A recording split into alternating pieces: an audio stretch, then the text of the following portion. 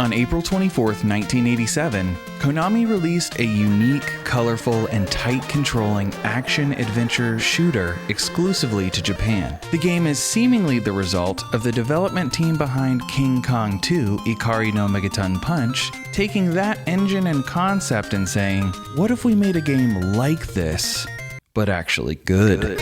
What resulted was a straightforward but polished adventure through the stars, fighting off monsters, aliens, and demons alike in order to get back your stolen girlfriend, Stella. You play as Nicol, because of course you do.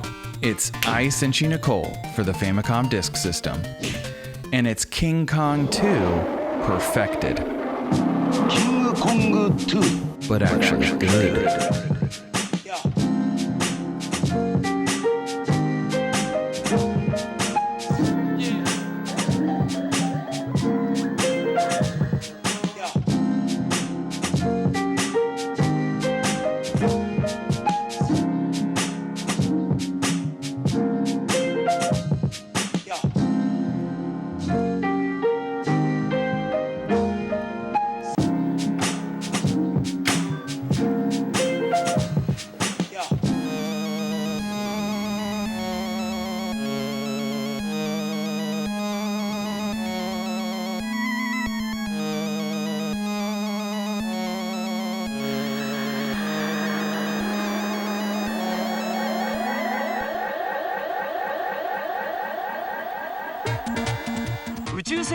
Ai Senshi Nicol translates to Love Warrior Nicol in English, but since it's easy to say and I like saying it, I'm just going to keep referring to it as Ai Senshi Nicol. Konami. It's a game where you play as a boy genius named Nicol on a quest to rescue your girlfriend Stella from the clutches of 𝒅𝒚𝒔𝒆𝒚, or Cow Satan, also sometimes referred to as the Satan Cow. That's a lot of Satan for this early in the video, but I digress. 𝒅𝒚𝒔𝒆𝒚 steals Stella from you right out in the open while you two are out on a stroll on the Not Brooklyn Bridge. Oh my god.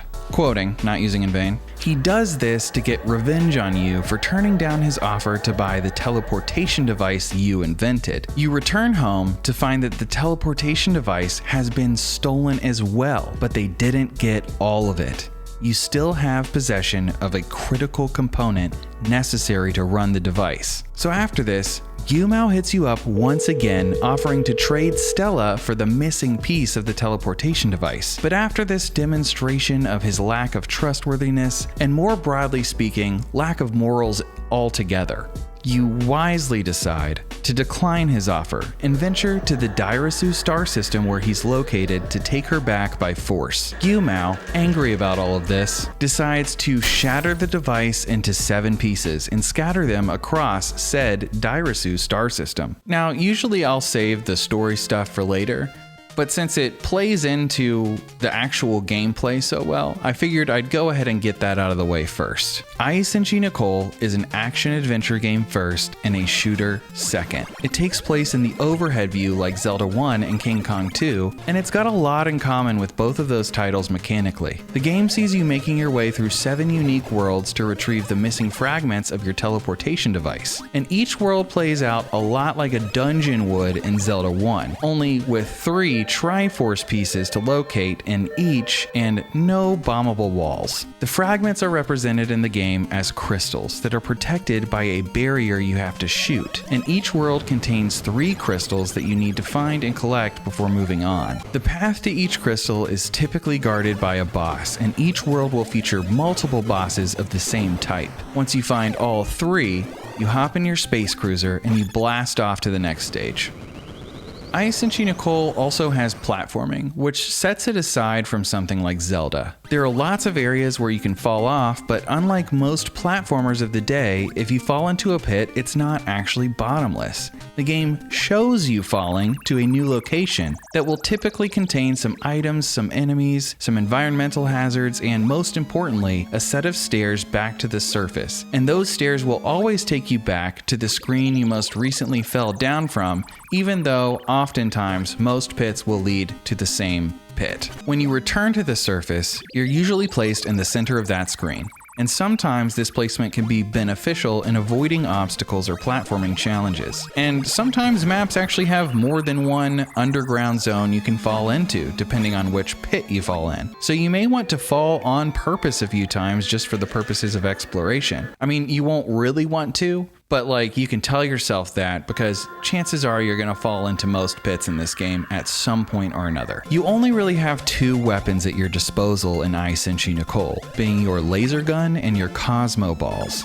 The laser gun is just your typical pea shooter, and the Cosmo balls are like grenades that light up the whole screen, and they do damage to all enemies that you can see. Usually enough damage to take them all out, but if a boss is on screen, they're usually a bit tougher and they aren't really worth wasting your Cosmo balls on, unless you're in a pinch. But after playing through this game, I have to say, I would view using Cosmo balls on anything other than the final boss as a complete waste.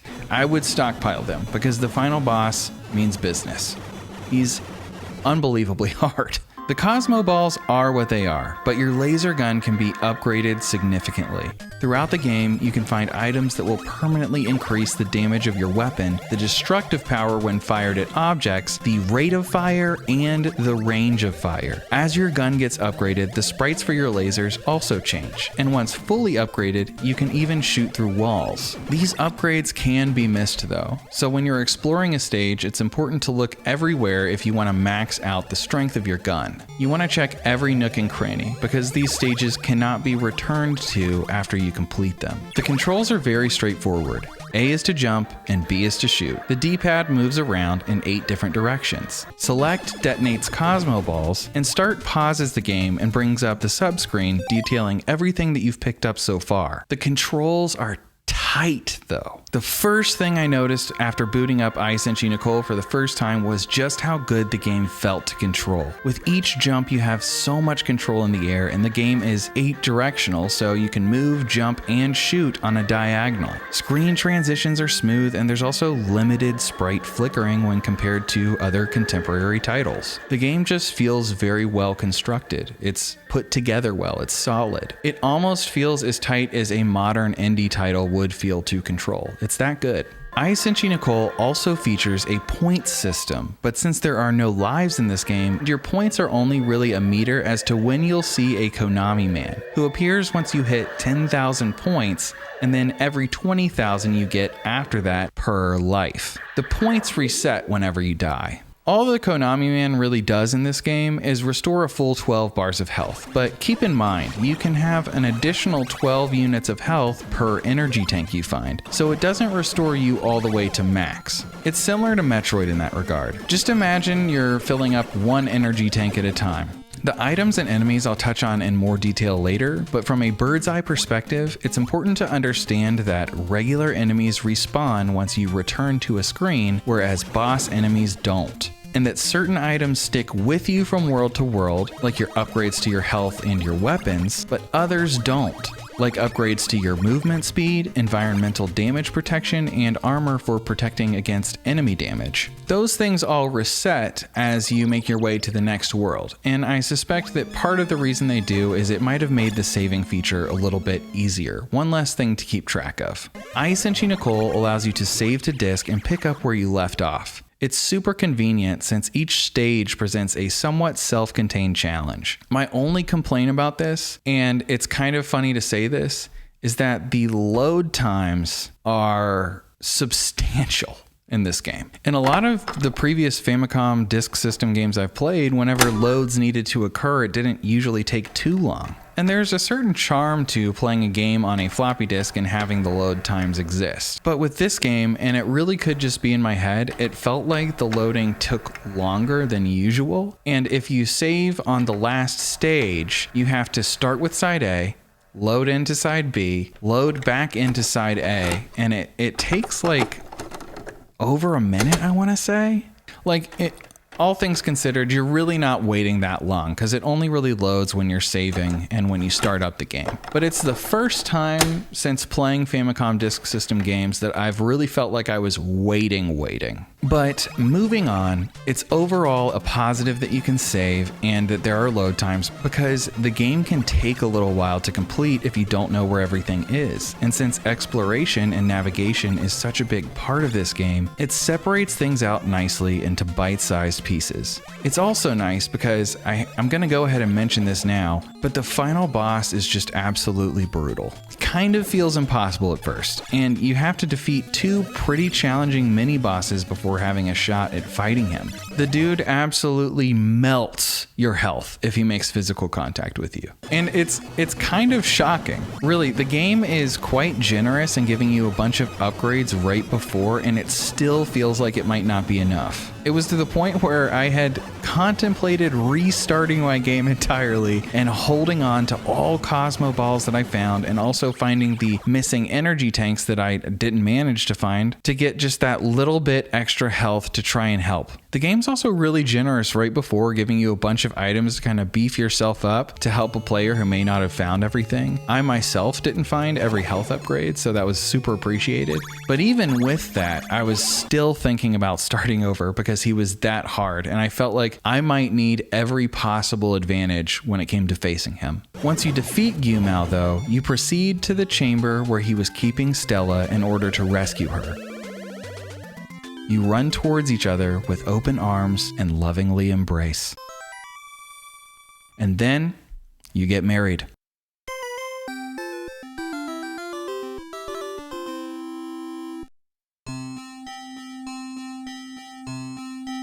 And there is a pretty pronounced crucifix too, which I feel I just have to mention because you can't miss it. There is a body.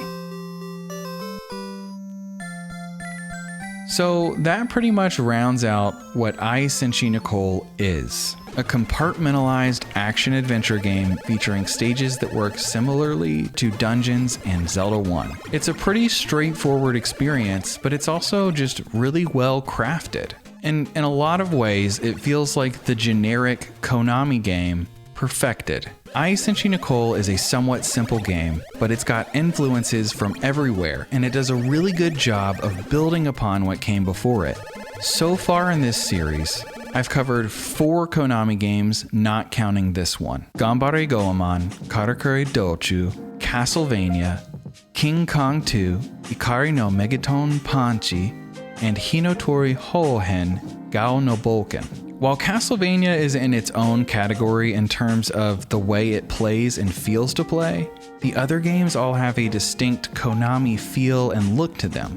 And that's not a bad thing. It's just like, it pretty much guarantees that you have pretty good music, tight controls, sharp graphics. So it's a good thing overall, but they just all have, like, the other ones all kind of feel similar, like they're kind of building upon each other and borrowing from each other. But when it comes to honing all of that in, Ai Senshi Nicol feels like the best version so far of that generic Konami title. Again, not counting Castlevania. It feels the most similar to King Kong 2 in terms of how it's structured and how it controls, but it's so much better than that game. Ai Senshi Nicol feels like they eliminated all of the extra stuff you find in titles like Goemon and King Kong 2 and scoped down to just make the best possible game with what worked. When I played Goemon, for example, I had fun, but a criticism I had was that it felt like it was a little too busy and like it was trying to do too much with a mash of platforming and action and even dungeon crawling. All good things, but it didn't necessarily convince me that they all belonged in the same game.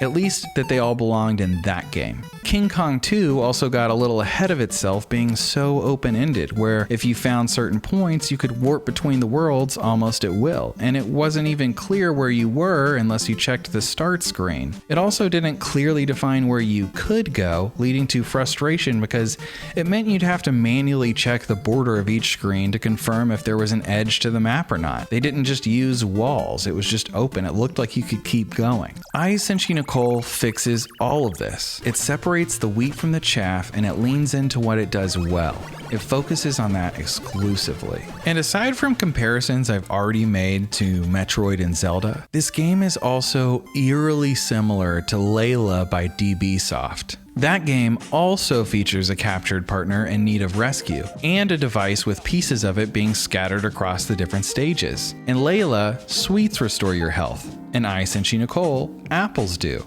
In Layla, you had to make your way across 8 different asteroid fortresses to locate the missing pieces of a specific device. In Ai Senshi Nicol, you have to navigate through 7 worlds to find different pieces of a scattered device. And they're all also both just shooting games, and they're both games that kind of have a similar vibe, similar kind of like 80s space vibe. In a lot of ways, Ai Senshi Nicol is the Zelda to Layla's Mario. If you know, you know. Now, one thing I love about Ai Senshi Nicol is the immediate impression it makes on the player when you boot it up and you start exploring the first stage. Not having my bearings yet and having no real manual to work with since the game was never ported to the West, I just decided to head down on the left side and then down once again as I was constructing a mental map of the level. Immediately after going down the second time though, I was blocked off by some pillars and I couldn't jump out. Additionally, an enemy was aware of my presence in the lava and began shooting at me even though I couldn't yet shoot through walls. This was an early instructive moment in Ai Senshi Nicol that I really admire. Once you've moved around and tried everything, you're really only left with the option to shoot repeatedly. And once you do, you're now aware of the fact that you can destroy certain objects in this game. A really smart way to teach the player. You're met with a frustrating situation, the feeling of being stuck, paired with the doubt of wondering, can you get stuck in this game? Can you get like stuck in this game? And then met with the relief and newfound knowledge that you can destroy certain obstacles or objects. That left a really solid first impression on me, and I imagine a lot of players who've played this game have had a similar experience with the first stage. I plan to talk in depth about all of the other things that I found very clever about Ai Senshi Nicol later in the video. But for now, I want to go ahead and cover the rest of the basics of the game, being the items, the enemies, and the bosses. There are 3 different categories for items in Ai Senshi Nicol. Items that restore health, items that offer temporary upgrades, and items that offer permanent upgrades. The game isn't too stingy with drops on the health restoring items, but the amount of health they give you is somewhat. Red apples give you half a point of health, so you need 2 for 1 bar. Blue apples give a full bar. And flashing apples give you 4 bars. These can all be dropped by enemies that respawn, so if your health gets low, you can actually just grind them to get more, returning to the same screen. The love points, which look like hearts, are found by exploring the stages and are sometimes hidden by objects that you have to blast through. And the Konami man appears periodically based on point totals as discussed earlier. The temporary upgrade class includes mostly outfit-related items: the Astroware, the Astro Pants, and the Power Shoes. The Astroware protects you against up to 20 hits from enemies, capping out at 99 total. What that means is that if you pick up more Astro Pants, they stack, but the most you can have is 99. The Astro Pants prevent you from taking damage from lava and/or environmental damage up to 30 hits, also capping out at 99. And the Power Shoes enable you to run faster and jump further up to 3 times max. All of these items go away when you beat a world and move on to the next one, but they can all be found in every single stage. The permanent upgrade class are the most exciting to discover and uncover in the game because they stick with you, and additionally, they can't be found in every single stage. They're also typically much more well hidden. I didn't actually manage to find all of them in my playthrough despite being quite thorough. They are the energy tank, which allots you another full 12 bars of health per tank you find. There are 5 of these in the game, and I think in the last stage I only had 3. The cannon shot, which upgrades the actual beam being fired out of your laser gun. You fire rings at first, then crosses, then orbs, and each upgrade does more damage and eventually goes through the walls, which is nifty. You have 5 opportunities to find the cannon shot throughout the game, but 3 will do it for you. 3's enough. The range increase is the 3rd permanent upgrade, and it's pretty self-explanatory. It just increases the range of your shots. And the last true permanent upgrade is fire rate up, which just means as you mash the shoot button, it's going to fire out faster, which really increases your damage per second, which matters against the tougher bosses. There is one more technically permanent upgrade though, or item that you can find. It's not really an upgrade, it's the Cosmo Balls. When you find Cosmo Balls, they stick with you as long as you keep playing from world to world. And it's part of why I almost went back and restarted my game, because I felt like I needed more.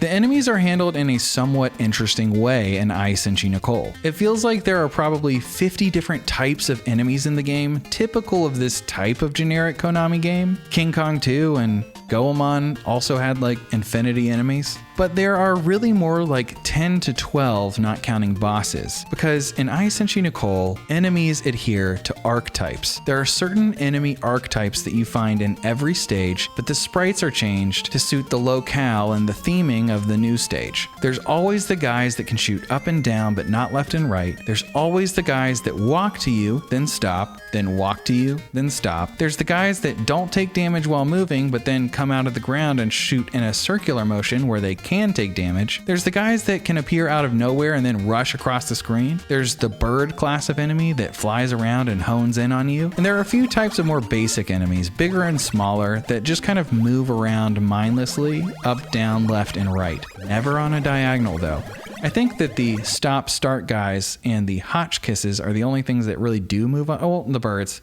Some of them do move on a diagonal. Forget what I said. These types of enemies can be found in every stage, but they'll look different, and I think that's kind of neat. You know what to expect and to prepare for, but you're not quite sure until you actually see them in motion. It's cool. There are also some enemies that remain the same throughout. Sprites unchanging, and these are primarily the Crystal Diamond Guards, which guard every crystal you need to collect, and the Hotchkiss, or Hotchkisses, which is a tougher enemy that's either found flying on the screen temporarily, shooting at you before leaving, or stationary, shooting at you once you get close enough. They're also sometimes found in groups, but only one Hotchkiss can shoot at you at a time, so it becomes a little bit like a puzzle in how you approach it. That pretty much covers the basic types of enemies in the game. But like the enemies, the game also features unique bosses for each stage based on the theme. Unlike the enemies though, the bosses behave uniquely to each stage. Typical of a Konami game, in fact, it's loaded with bosses. World 1 has snake bosses known as Gerudo Anacondas. World 2 has spider bosses known as Bimu spiders. World 3 has flying plants that fly around and start shooting at you called Ghost Seeds. World 4 has a tricky boss that temporarily mimics your movements and looks like a dinosaur called a Konagon or Konagons. Stage 5 features the quote-unquote Satan heads, which appear to just be very Medusa inspired. And Stage 6 has flying alien brains called Guzuneiras. Stage 7 has the final boss, Gyumao, who is insanely hard, and also features 2 mini bosses that look like space wizards called mutants, which can warp around and shoot fire at you that lingers on the floor. And if you stand on the fire, it can cause a ton of damage. Gyumao himself, or the Satan Cow, is a massive and huge jump in difficulty from every other boss in the game. He alternates between charging towards you, stomping, and firing a slightly randomized stream of fire at you that you have to either be moving or just in the right spot to avoid. The stages or worlds make up the bread and butter of Ai Senshi Nicol. The variety and theming are part of what keeps the game feeling fresh from stage to stage, and the themes usually play into the way that items are hidden as well. Some stages are more labyrinthian, and others are more like a series of caves with outdoor spaces. They're all different basically.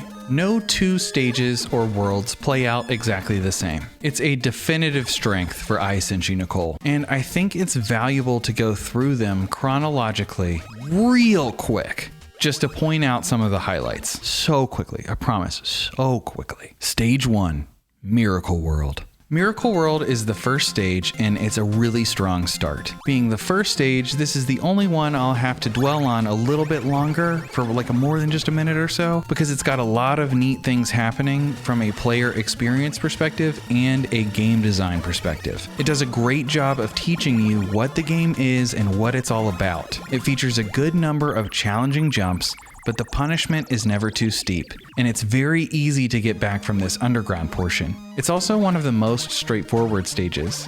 It's basically structured with a big interior section that lets you jump around and familiarize yourself with the shooting and the controls, and then begins to branch out around the exterior as you find your way to the different snake bosses. And as you're moving your way around the perimeter, it kind of builds upon itself in a really smart way. But back to the central zone, you're gonna probably find that first snake boss immediately, and you'll know it's a boss because the music changes whenever a boss is on screen. The first snake boss in the central area will lead you down to an underground dungeon type area after defeating him, where you'll work your way in a spiral similar to the stage on the above ground area to make your way to a set of stairs that will take you to where the first crystal is located. From the first underground zone you find, you'll be able to see every other exit that you need to find in order to hit 3 crystals, so you'll know you'll need to come back down here once you enter it. The second snake boss is found to the left and up. Making my way to it, I also got a tease of where it was as I was coming back around that side. Once you defeat that one and you navigate back through the dungeon to get the second crystal and then back to the surface, you have to make your way along the complete outside of the stage, which introduces you to 2 different sets of destructibles. The first teaches you how the moving bits work with a bit of temptation. It then builds upon that by upping the challenge in the next corner with the threat added of falling down to the underground and then winding back up to the top left corner where you're presented an optional challenge with no visible reward. Ai Senshi Nicol is smart here. It presents you with a platforming challenge and nothing in sight. It rewards the player who goes, y'all mind if I think on it? And then it wraps in on itself again, taking you to the final walled off portion of the dungeon area.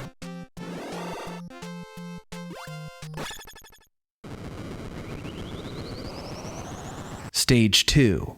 Stonehenge. Stage 2 is much more open-ended than the first stage, and while it's less clever, I think that's only because the game has already prepared you for the kinds of challenges you can expect to encounter with the first stage. Stonehenge is shaped like the Japanese character Yama, meaning mountain, also sometimes pronounced as san, like Fuji-san, Mount Fuji. It has 3 separate paths that connect to a cave portion in different ways, 2 of those cave portions connecting 2 of the entrances from the outside portion of the map. Rather than large gaps taking you to the underworld, there are crevasses in this stage that in some cases collapse right in front of your eyes for dramatic effect. The underworld portion is also considerably more difficult than the one in stage 1, and you're much more likely to take damage on your way back to the surface. Spiders are the main bosses here, with 2 being in the cave portion and 1 being out in the open. And true to the name, there is in fact a Stonehenge on the map.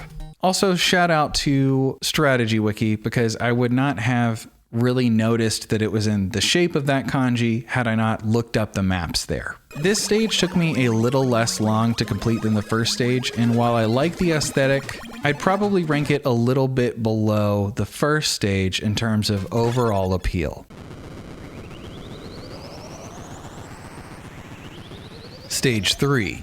Ruins. Stage 3 is known as the Ruins, and it may have actually taken me the longest to complete in the game outside of the final stage. But the final stage only really took me that long because I had to defeat 𝒅𝒚𝒔𝒔𝒆𝒚, and it was taking me so many tries. The stage really brought back some King Kong 2 memories, but this stage does it so much better than King Kong 2 did. This stage's bosses are these floating flowering plants, and it features water and pits as environmental hazards. The entire left portion of the map features these moving platforms that go on for a really long time. It's a little intimidating your first time on the stage because there are so many branches to explore. If you know where to go, there's actually a few screens you don't even have to visit at all here, but it's good to see everything just to hunt down all the power-ups. power-ups. The stage also features 2 separate underground portions that you can fall into, both easier to get out of than the one in Stonehenge. And while it does feature a few cave areas, most of the stage just has you traversing ruins out in the open, true to the name of the stage. Overall, I liked this stage, but it sprawls just a little too much for me in terms of making me a little bit anxious while navigating it. It's probably a better stage technically overall when compared directly with Stonehenge, but it can be a little frustrating if you're not paying very close attention. And I think that I might have had an overall better time with Stonehenge, so I'd rank it maybe slightly below Stonehenge. Maybe not, maybe I'll come back to this.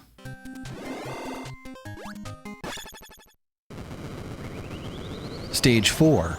Green Maze. Stage 4 is known as Green Maze, and it's another more space-themed stage like the first one. Ironically, it's also much less of a maze than the first or third stages. The Konagons are the mini-boss here, and they can tank a lot of damage. They're a bit tricky with the mirroring movement thing that they can do, but if you're patient, you should be able to defeat them no problem. Green Maze is really more of one giant hallway with 2 different sides to it. The left side of the giant hallway is open, with platforming challenges, and the right side is essentially an interior to something like a space station. And there's 3 areas where they connect to one another. The dungeon portion of this map is one of my favorite in the game, and it's the most Zelda-like area I think in the entirety of Ai Senshi Nicol. I also like the bomb triggering and jumping challenge to open the doors in the bottom central portion of that dungeon. Green Maze, like the ruins, also has 2 underground portions that you can fall into, one being much more difficult to get out of than the other. Overall, it's probably a bit better than stage 2 or 3, while falling a little shy of 1, even though it features neither greenery nor a maze.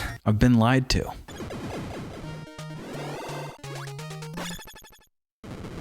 Stage 5. Sea and Island. With Stage 5, it's back to a much more terrestrial world with sea and island. This is one of the only stages that doesn't feature an underground portion, though it does feature a dungeon. The stage is composed of 2 main islands, a series of smaller islands to jump to, a very long peninsula in the bottom portion of the stage, and a fortress area jutting out of the water on the rightmost portion. The Satan heads, really just Medusa heads, are the boss of this stage, and the gimmick is that it kind of feels like you've explored all of it and you can't quite figure out where to go until you realize that you can just venture straight into the water. And that's what unlocks the pathways to the rest of the stage that you probably wouldn't have found until you tried that out. The fortress's existence is also teased in a door you can walk into on the leftmost island that takes you to a confined portion of it, so you know it's there.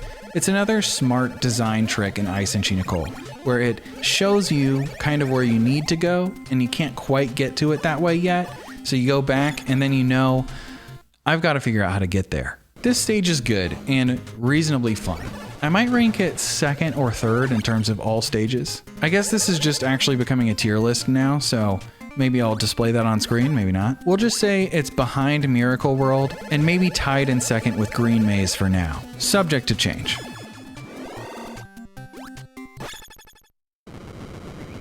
World 6.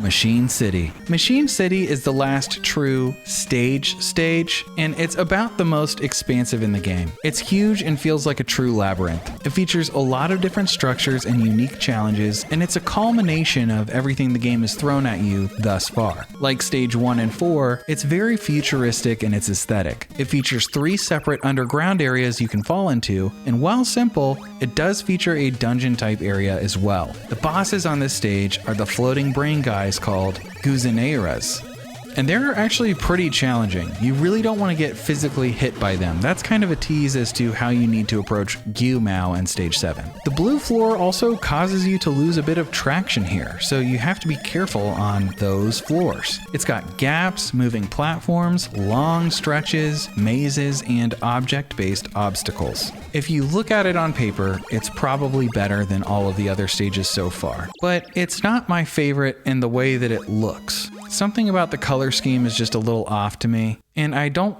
necessarily enjoy or appreciate how the bosses look. So maybe a little bit lower for me, maybe a little below stage 4, maybe around where the ruins is, kind of like flirting with that, we'll say. Flirting with ruins and Stonehenge. Stage 7, Crystal Palace. The final stage is the Crystal Palace, and spoiler alert, it's my favorite stage in the game.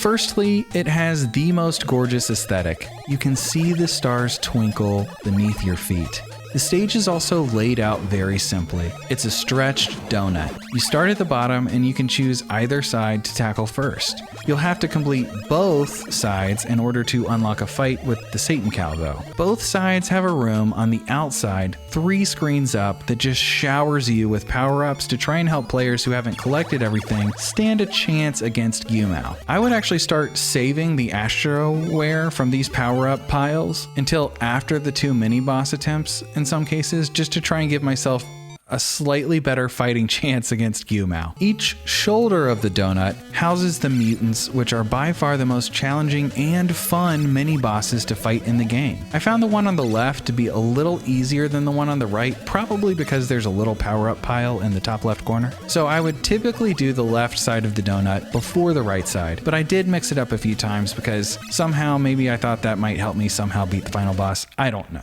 Sometimes you just try something because it feels like nothing else is working. Once you find all of the crystals, which are just in plain sight really, you can finally fight 𝑹𝒆𝒕𝒓𝒐. The entire stage really is less of a stage than something like Machine City. It's pretty small, and that's really because the whole stage is just kind of like the boss's lair. It's less in depth, but I appreciate it a lot for what it is, and while part of me wishes that the game would just give you a checkpoint right before 𝑹𝒆𝒕𝒓𝒐 like Castlevania does with Dracula, I came to really like the stage over the course of learning how to most effectively tackle it. It's a satisfying stage to complete, and it's reasonably short, so surprisingly I actually liked that. 𝑹𝒆𝒕𝒓𝒐 is a beast though.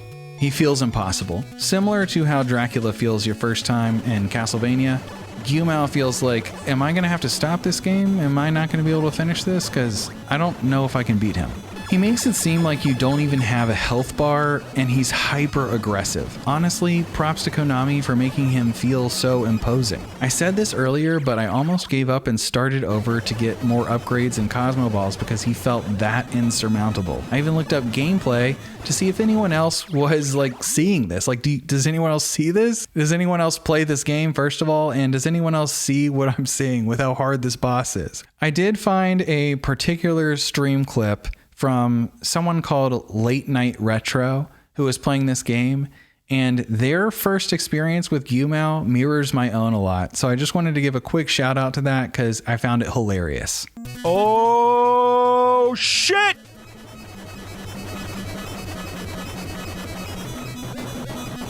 Whoa! Whoa! Oh!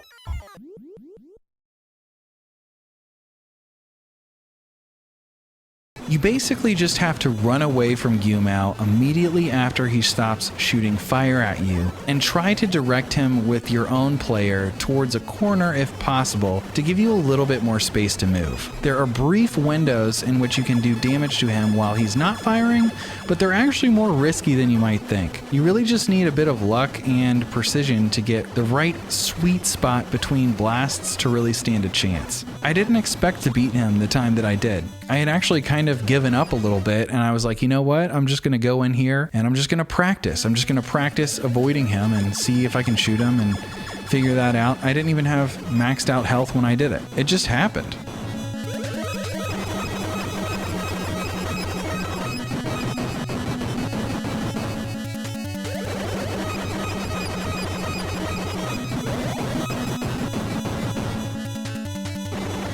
I'm glad it didn't come to me restarting the game. That would have been a bit much. But once you topple him, Stella awaits.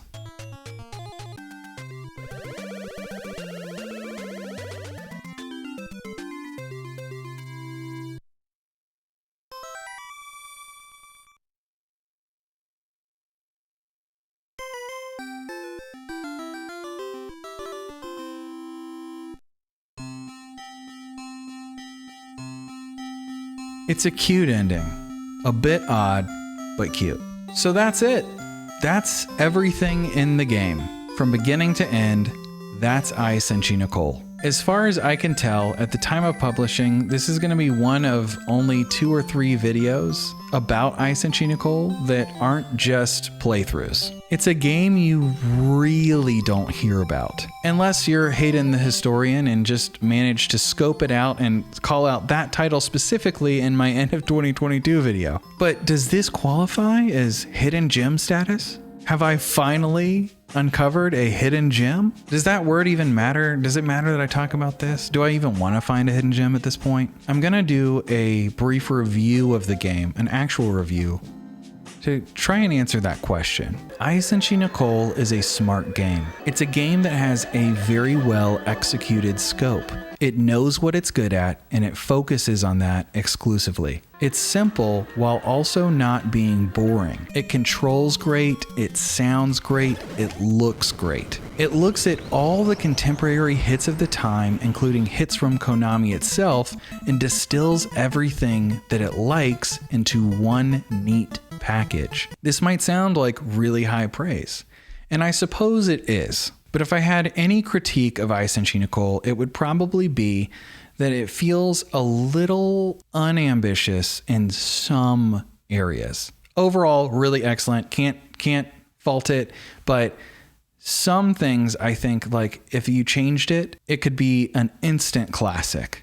This game succeeds where King Kong 2 failed in its defined stages with edges that you can see and not have to test. It eliminates unnecessary mechanics and some of the fluff from games like Goemon that didn't feel fully fleshed out. Closing in. And really, it does the whole find 3 of this thing gimmick much better than Goemon did overall, but it could have been better. This may sound silly, but I think that this game could have really benefited from having a little small overworld. In Layla, again, very similar in structure to this game, between stages you'd fly between them on your hover bike between the asteroid fortresses. While it was largely pointless in terms of acquiring points, it's something I praised about the game at the time because it helped you feel like you were actually going from one world to the next. It wasn't just plopping you in the next level, you had to make your way there yourself. It improved the believability of that universe, and it made the game as a whole feel a little bit more immersive.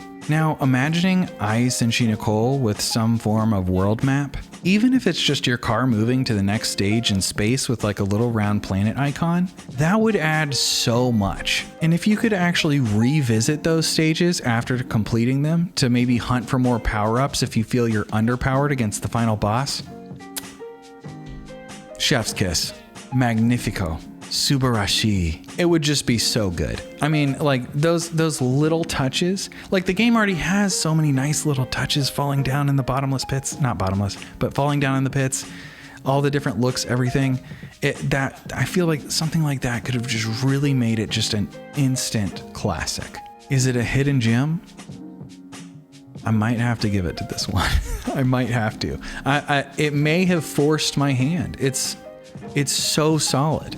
So final thoughts on Ai Senshi Nicol for the Famicom Disk System. This game's great. Is it like my favorite game I've played so far? It's not, and it's because its simplicity is just maybe a little too simple. I praised Castlevania because that game is just all killer, no filler, executed so perfectly, and just very like the stages are fun to move through. You're moving through one big thing. Ai Senshi Nicol I also praise because it's simple, but it feels maybe just a little too simple when compared to something like an all-time classic like Castlevania 1. But I'm telling you, you gotta try this game. If you like 8-bit games, this game is excellent. It controls so tightly. It's so pretty. And its music is banging. Honestly, it's banging. It really takes advantage of the Famicom Disk System in a great way. And while the load times are a little icky, I think it's gonna be easy for almost any fan of retro games to enjoy this game. Like, I think that there are Swords and Castles people, and there are like spaceship blasters people. You know, there are your Zelda and Metroid kind of people where you're gonna probably lean towards one aesthetic more than the other. I am definitively a swords and castles person, and I still thought that this game was just amazing. Like, it feels weird because I don't want to hype it up too much, but just playing for a little bit, it's easy to understand that it feels good. And if you actually have the patience to sit down and have this be your game for just a weekend and say, I'm gonna beat this game, you won't be disappointed. And just so you know, you can beat Yumao. He's not impossible. Anyway, thanks for watching, and I'll catch you in the next one. Peace.